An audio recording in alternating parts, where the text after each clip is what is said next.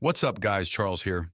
If you're planning to upgrade to the Ryzen 9000 series, rest assured stock is already arriving at retailers. One retailer has posted a picture confirming that the Ryzen 7 9700X has just arrived. The Redditor who shared the photos did not disclose further details, such as whether other SKUs arrived or when the sales embargo ends.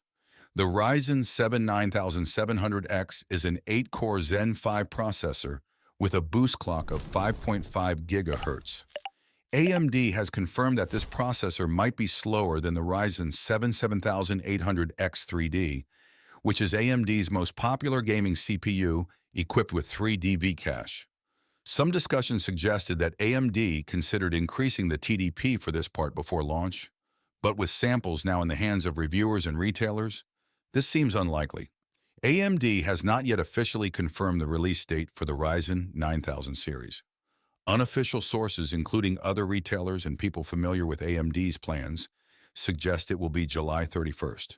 The company hasn't announced pricing for its new Zen 5-based series either, which remains one of the most discussed and anticipated topics.